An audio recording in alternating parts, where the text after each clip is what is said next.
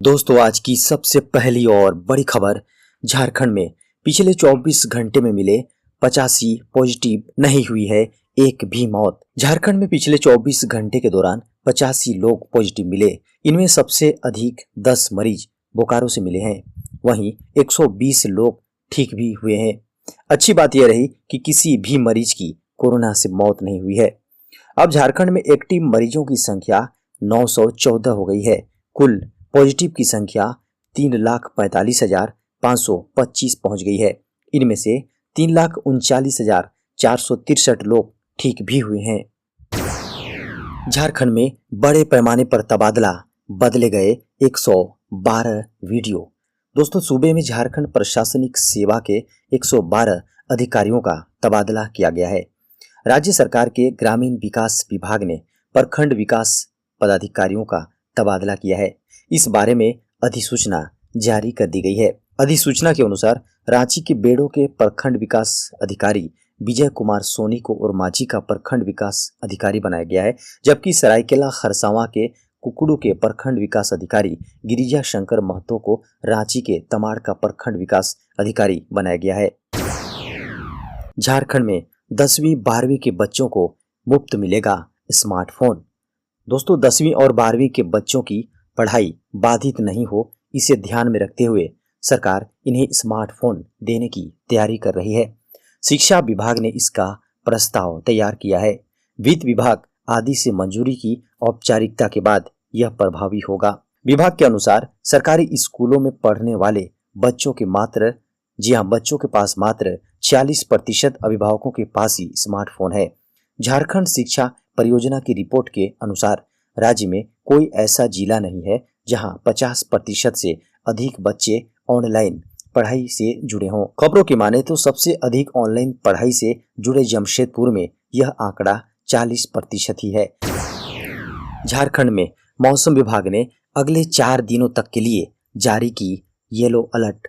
दोस्तों, मौसम विभाग ने अगले 4 दिनों के लिए येलो अलर्ट की चेतावनी जारी की है।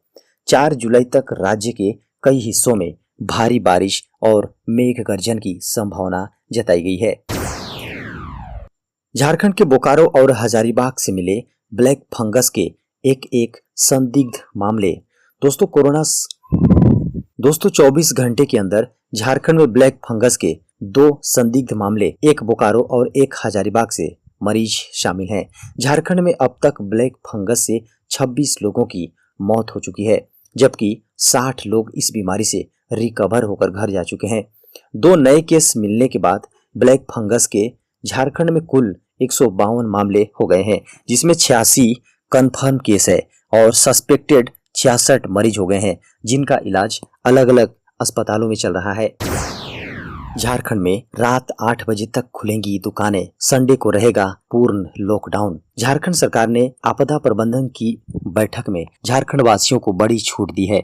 अनलॉक 4 के तहत राज्य सरकार ने नई गाइडलाइन जारी की है, जिसके अंतर्गत सभी जिलों में सभी दुकानें 8 बजे अपराह्न तक खुल सकेंगी। इसके अलावा सभी सरकारी एवं निजी कार्यालय 50% मानव संसाधन के साथ खुल सकेंगे। वहीं शनिवार की शाम 8 बजे से सोमवार की सुबह 6 बजे तक सभी दुकानें बंद रहेंगी। हालांकि इस दौरान स्वास्थ्य सेवा से संबंधित प्रतिष्ठान और दूध के स्टोर खुले रहेंगे। सिनेमा हॉल, बार, मल्टीप्लेक्स और रेस्तरां 50% क्षमता के साथ एक बार फिर से खुल सकेंगे। फर्जी डिग्री मामले में झारखंड हाईकोर्ट से गोड्डा के सांसद निशिकांत दुबे को मिली राहत। झारखंड हाईकोर्ट ने गोड्डा के सांसद निशिकांत दुबे को राहत दी है। अदालत ने फर्जी डिग्री मामले में निशिकांत दुबे के खिलाफ पीड़क कार्रवाई पर रोक की अवधि को अगली सुनवाई तक विस्तार देते हुए पुलिस को यह निर्देश दिया है कि प्रार्थी को पुलिस बेवजह परेशान न करे। हाईकोर्ट ने देवघर पुलिस को अदालत के आदेश का अनुपालन करने का भी निर्देश दिया है।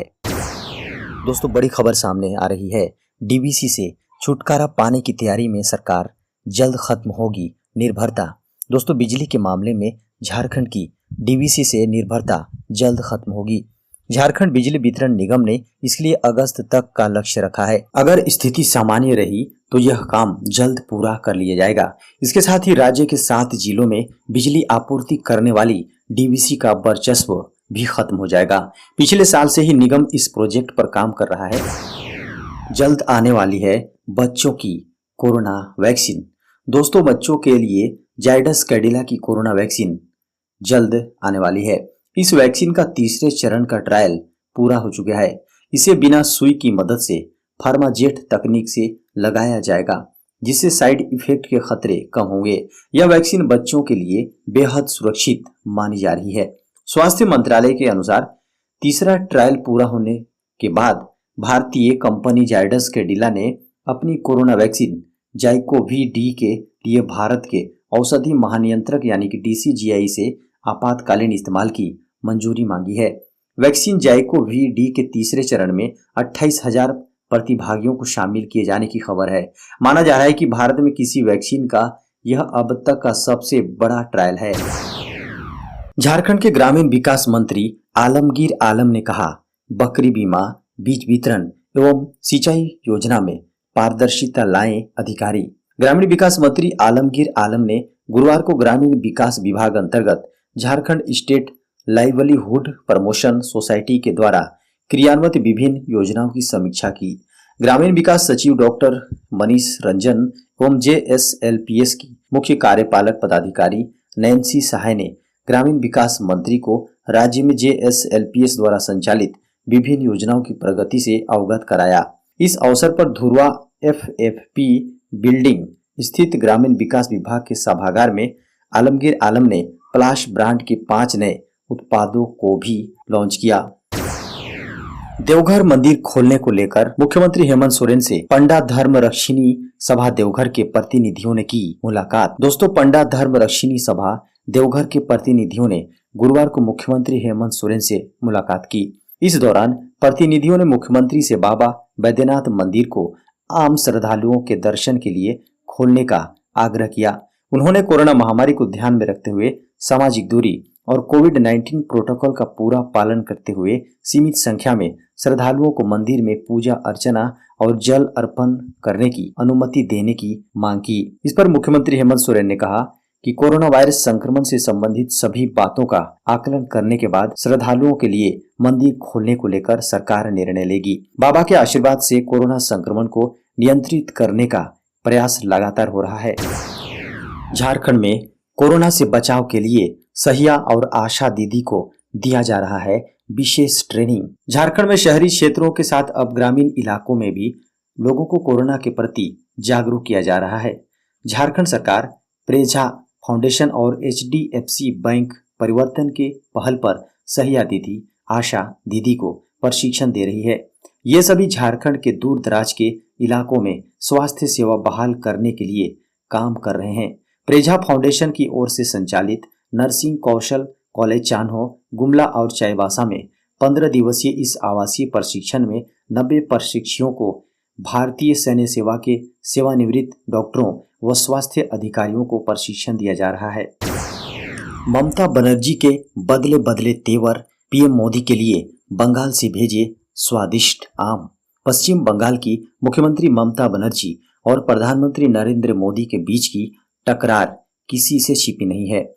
कई बार उन दोनों के बीच जुबानी जंग देखने को मिली है, लेकिन इस बार पश्चिम बंगाल की मुख्यमंत्री के तेवर बदले बदले दिखाई दे रहे हैं। उन्होंने PM मोदी के लिए बंगाल के स्वादिष्ट आम भेजे हैं। खबरों की माने तो ममता बनर्जी ने PM मोदी को बंगाल के लोकप्रिय लंगड़ा, हिमसागर और लक्ष्मण भोग आम भेजा। इसके अलावा आम के पैकेट राष्ट्रपति रामनाथ कोविंद, उपराष्ट्रपति M वेंकैया नायडू, रक्षा मंत्री राजनाथ सिंह और गृह मंत्री अमित शाह को भी भेजे गए।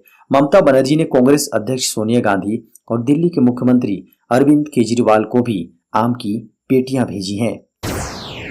रेल यात्रियों के लिए खुशखबरी, 50 नई ट्रेनों का संचालन का ऐलान। कोरोना की दूसरी लहर के सुस्त पड़ने के बाद से ही भारतीय रेलवे द्वारा कई ट्रेनों के संचालन का फैसला लिया जा चुका है। इसी कड़ी में अब 50 नई ट्रेनों को चलाने का ऐलान किया गया है। रेल मंत्री पीयूष गोयल ने अपने आधिकारिक ट्विटर हैंडल के जरिए इसकी सूचना साझा की है। इसके साथ ही उन्होंने ट्रेनों की सूची भी साझा की है। उन्होंने ट्वीट किया है कि यात्रियों की बढ़ती हुई मांग को देखते हुए भारतीय रेल अनेक विशेष ट्रेनों को फिर से शुरू करने जा रही है। एक बार फिर से यात्रियों को उनके गंतव्य तक पहुंचाने के लिए तेज व सुरक्षित रेल सेवाएं तैयार की हैं। झारखंड में मानसून ने किए कई रिकॉर्ड कायम। मौजूदा समय में झारखंड में मानसून ने गत जून में कई रिकॉर्ड कायम किए। मानसून के अच्छी रहने से जून गत 10 वर्षों में सबसे ठंडा रहा। बारिश पिछले कई वर्षों की तुलना में सबसे बेहतर रही। वर्ष 2013 के बाद से झारखंड में जून महीने में सबसे ज्यादा बारिश हुई है। मौसम विभाग के अनुसार रांची में जून का औसत तापमान 31.4 डिग्री रहा। वहीं पूर्वी सिंहभूम को 33.9 और पलामू में 33.6 रहा। यह 10 वर्षों में सबसे कम है। भारी बारिश से जून के दौरान 199.9 की तुलना में पूरे राज्य में 268.6 मिलीमीटर बारिश हुई, जो कि सामान्य से 34% अधिक रही है। दोस्तों, बड़ी खबर सामने आ रही है। डिजिटल इंडिया के लाभार्थियों से पीएम मोदी की बातचीत। दोस्तों, प्रधानमंत्री मोदी ने Bhim app, one nation one ration card समेत अन्य कई योजनाओं के लाभार्थियों से संवाद किया। वन नेशन वन कार्ड, दीक्षा योजना सहित प्रधानमंत्री स्वनिधि योजना के लाभार्थियों ने डिजिटल इंडिया के अपने अनुभव पीएम मोदी के साथ साझा किए। इस मौके पर पीएम मोदी ने कहा कि ई नाम पोर्टल इसलिए बनाया गया है ताकि किसान देश की सभी मंडियों में अपनी फसल का सौदा कर सकें। इस पोर्टल पर किसान और व्यापारी बड़ी संख्या में जुड़ रहे हैं। प्रधानमंत्री नरेंद्र मोदी ने कहा कि डिजिटल इंडिया ने भारत के सपनों को आगे बढ़ाया है और आम आदमी को लाभ पहुंचाया है। खबर है, जमशेदपुर जुगसलाई में बेटी और पिता को आत्महत्या के लिए प्रेरित करने के मामले में 4 पर एफआईआर। दोस्तों, जुगसलाई रेलवे फाटक के पास ट्रेन से कटकर पिता और बेटी के द्वारा आत्महत्या के मामले में नया मोड़ आ गया है। इस मामले में जुगसलाई पुलिस ने आत्महत्या के लिए उकसाने के आरोप में मृतक की पत्नी निशा के बयान पर बिष्टुपुर के गंगोत्री आवास निवासी परमजीत सिंह सैनी, जसवीर कौर, राजेंद्र सिंह बिट्टू और गुलमोरी के 3 प्लेट कंपनी क्वार्टर निवासी हरजीत कौर के खिलाफ नामजद प्राथमिकी दर्ज की है। मृतक की पत्नी का आरोप है कि आरोपी पिछले 25 जून से ही उनके परिवार को प्रताड़ित कर रहे थे। उन लोगों की मंशा थी कि सभी लोग घर छोड़कर कहीं अन्यत्र चले जाएं। प्रताड़ना से तंग आकर पिता और बेटी ने बुधवार की रात योजनाबद्ध तरीके से जुगसलाई फाटक पर ट्रेन से कटकर अपनी जान दे दी। आपको बता दें कि घटना की पूरी वारदात सीसीटीवी कैमरे में कैद है। घटना के वक्त वहां मौजूद लोगों ने इस घटना को देखा। सुप्रीम कोर्ट ने कहा, कोरोना से मौतों पर देना ही होगा मुआवजा। सुप्रीम कोर्ट ने बुधवार को एक अहम फैसला सुनाते हुए निर्देश दिया है कि जिनकी मौत कोरोना के कारण हुई है, सरकार उनके परिवारों को मुआवजा दे। हालांकि ये मुआवजा कितना होना चाहिए, ये स्वयं सरकार को तय करना होगा। एक अहम आदेश में कहा कि मृतक के परिजनों को 4 लाख रुपए का ही मुआवजा मिले, यह जरूरी नहीं है, लेकिन उन्हें मुआवजा जरूर देना होगा क्योंकि यह सरकार का संवैधानिक दायित्व है।